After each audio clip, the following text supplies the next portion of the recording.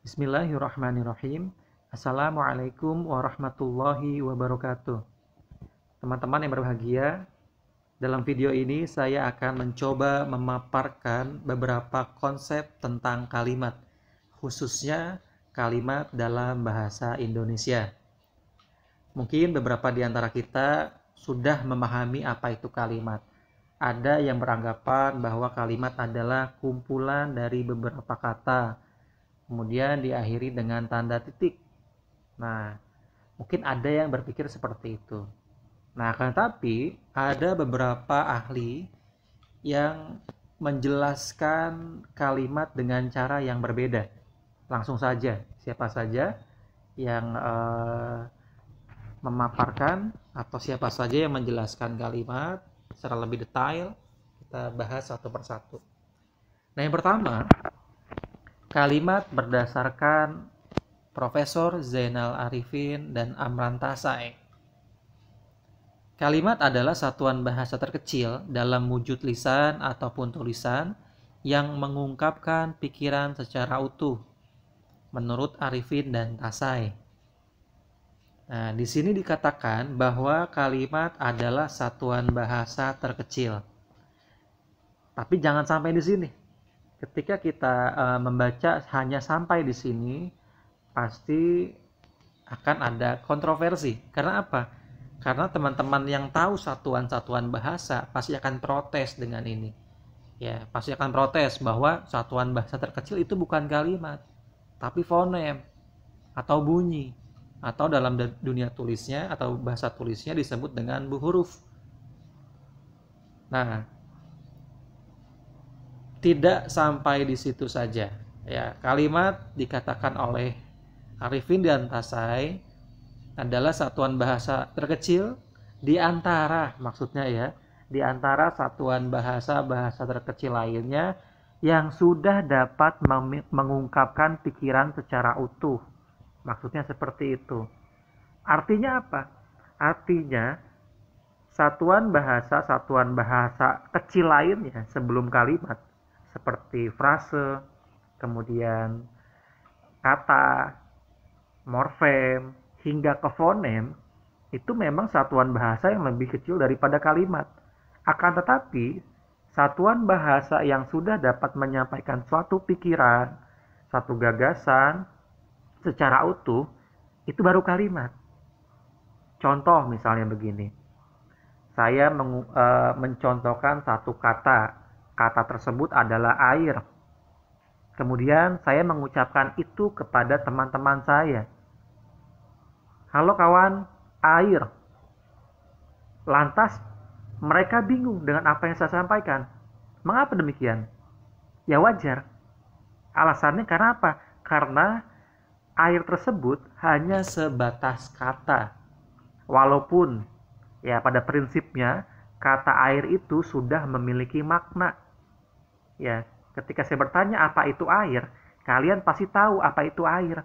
Tetapi ketika saya berbicara hanya sebatas air, maka kalian akan menunggu lanjutan dari kata air tersebut. Ya.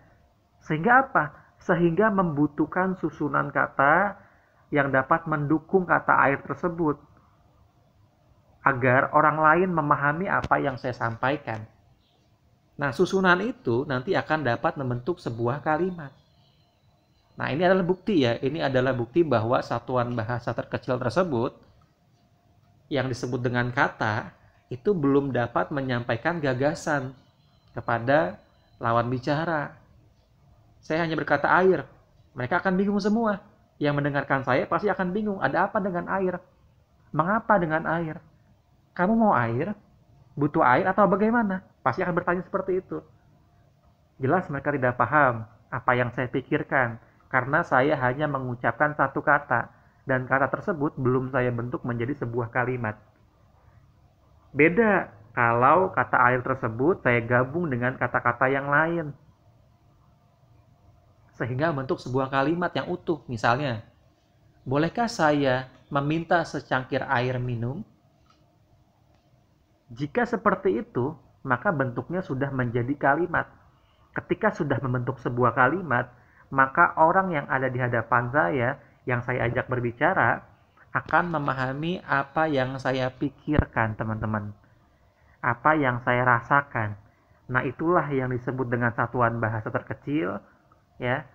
Dan satuan bahasa terkecil itu sudah dapat menyampaikan perasaan ataupun pikiran siapapun yang menggunakannya. Jadi jelas ya, kalimat itu bukan satuan bahasa yang terkecil, tapi di antara satuan bahasa terkecil yang lain, baru kalimatlah yang dapat menyampaikan pikiran dari si pengujarnya. Nah, itulah yang dimaksud oleh Profesor Zainal Arifin dan Profesor Amran Tasai. Paham ya? Sekarang kita bahas yang kedua. Yang kedua, kalimat merupakan satuan bahasa yang terbentuk oleh beberapa kata, sekurang-kurangnya memiliki subjek dan predikat. Jelas teman-teman ya. Jadi tidak sembarang gabungan kata. Misalnya deh, nih ada beberapa kata saya gabungkan. Galon, lemari, kulkas, kardus, handuk, dan meja. Nah, itu sudah saya gabungin tuh banyak kata. Hitung aja ada berapa tadi. Kurang lebih ada 8. Ya. Tapi gabungan kata itu tidak dapat dikategorikan sebagai kalimat. Karena apa? Karena belum mencakup subjek dan predikat. Ya, beliau menyatakan bahwa apa? Bahwa kalimat itu paling tidak ada subjek dan ada predikat. Loh, objeknya kemana? Objeknya itu kondisional, ya. Jika dibutuhkan, maka objek ada. Jika tidak dibutuhkan, maka tidak wajib ada. Jadi kalau misalnya ya teman-teman selama ini memahami bahwa kalimat itu identik dengan subjek, predikat, objek, maka pada dasarnya kalimat itu tidak selamanya ada objek, ya. Ya, syaratnya adalah ada subjek dan ada predikat. Lalu pasti ada yang bertanya, mengapa objek tidak perlu ada atau tidak selamanya ada, ya? Jawabannya adalah karena tidak semua predikat nantinya membutuhkan objek. Ya. Contohnya apa? Contohnya misalnya jika kita menggunakan predikat ini dengan kata berlari, misalnya saya berlari. Butuh objek tidak kira-kira? Saya berlari. Butuh tidak? Tidak. Nah, itulah salah satu contoh predikat yang tidak membutuhkan objek. Tidak mungkin saya memaksakan saya berlari meja. Kan nggak mungkin. Saya berlari jalan. Kan tidak mungkin. Nah, artinya apa? Artinya memang betul kalimat itu minimum. Ya, ada subjek dan ada predikat. Objek berarti tidak wajib. Dia akan menjadi wajib apabila predikat ini membutuhkan objek. Contoh misalnya, saya membaca. Nah, sekarang saya bertanya, apakah membaca butuh objek? Butuh apa yang dibaca? Jawabannya butuh. Maka untuk kalimat semacam itu, objek diperlukan.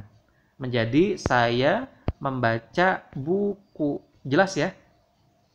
Oke, sekarang berarti kalian paham bahwa kalimat itu tidak selamanya subjek, predikat, objek, keterangan, dan pelengkap. Tetapi kalimat paling tidak ada subjek dan predikat. Jika predikatnya butuh objek, maka objek diperlukan. Jika predikatnya tidak membutuhkan objek, maka objek tidak perlu dicantumkan. Predikat yang membutuhkan objek ini disebut dengan predikat transitif, sedangkan yang tidak butuh objek disebut dengan predikat intransitif.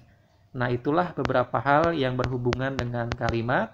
Selanjutnya nanti akan saya sampaikan di slide atau halaman berikutnya. Lanjut ya. Nah, ini adalah unsur-unsur pembentuk kalimat. Yang pertama, subjek. Subjek itu berbentuk kata benda. Misal, kata saya, kemudian kata mahasiswa, kemudian kata dokter, dosen, guru. Itu adalah jenis-jenis kata benda atau contoh-contoh kata benda. Dan kata benda tersebut bisa masuk ke dalam fungsi subjek. Mudah ya? Kemudian yang kedua, predikat. Selama saya sekolah, saya cuma paham predikat itu kata kerja. Tapi ternyata tidak selamanya predikat itu berupa kata kerja. Misal, kalimat itu kan menyampaikan apa yang kita pikirkan, apa yang kita rasakan. Anggaplah saat ini saya memiliki perasaan, memiliki pikiran atau anggapan bahwa kalian itu adalah mahasiswa yang sangat rajin. Kalau saya berpendapat bahwa predikat itu senantiasa kata kerja, maaf, maka saya akan kebingungan ya. Saya akan kebingungan nanti ketika saya ingin menyampaikan bahwa kalian itu rajin, saya akan bingung membuat predikatnya di kalimat yang saya buat. Misalnya saya atau kalian ya, maaf, kalian rajin itu kan bukan kata kerja, lalu saya harus mengubah ke dalam kata kerja dong. Kalau memang predikat itu kata kerja, menjadi kalian mengerajinkan. Aduh, maksain jadi nggak jelas maknanya, jadi berubah. Sehingga apa? Sehingga dari sini kita paham bahwa predikat itu tidak selamanya kata kerja, walaupun kebanyakan kata kerja. Ya, kalau kalian beranggapan bahwa predikat itu kata kerja, maka jawaban itu harus ditambahkan. Bukan salah ya, tapi harus ditambahkan. Bukan hanya kata kerja, melainkan ada kata sifat, kata benda, dan kata bilangan. Contoh misalnya, ketika kita menggunakan predikat dalam bentuk kata sifat, maka saya akan dapat menyampaikan kepada kalian bahwa kalian rajin. Misalnya, kalian sangat rajin. Jelas ya, kaliannya subjek, sangat rajin itu predikat, ya sangat itu penjelas gitu ya. Ya maksudnya kata bantu ya, itu kata tugas. Baik, ini bukti ya, bukti bahwa predikat itu tidak selamanya kata kerja. Misalnya dosen itu sangat ramah, dosen itu sangat baik, dosen itu sangat disiplin, dan lain-lain. Itu kan kata sifat ya, tidak selamanya harus kata kerja.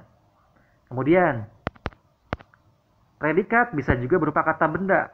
Apa contoh kata benda? Meja misalnya. Kemudian subjeknya misalnya saya. Jadi apa dong? Saya meja. Kan nggak mungkin juga. Ya oke. Berarti bukan yang meja ya. Bukan kata benda yang jenisnya begini, tapi kata benda yang lain. Contohnya apa? Coba cek.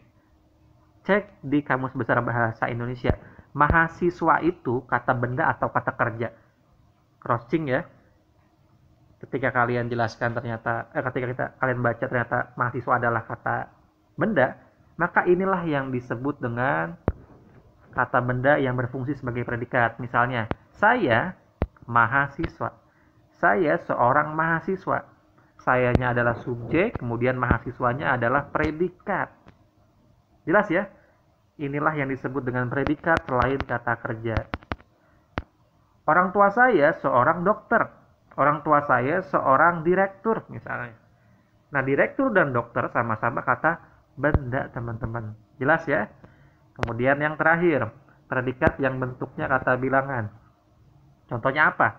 Contohnya kata bilangan itu 2. Subjeknya apa misalnya? Pacar. Pacar dia ada 2. Wah, jangan deh.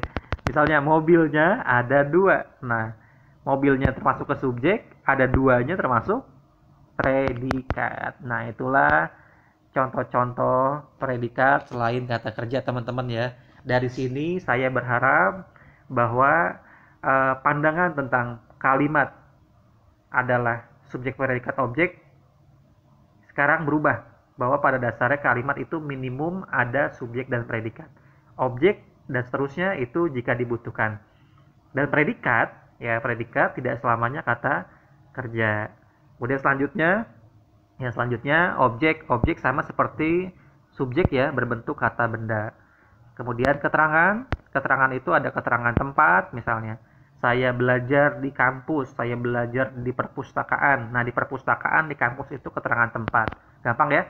Keterangan waktu, saya belajar di pagi hari. Di pagi hari itulah yang disebut dengan keterangan waktu ya. Kemudian selanjutnya ada keterangan suasana.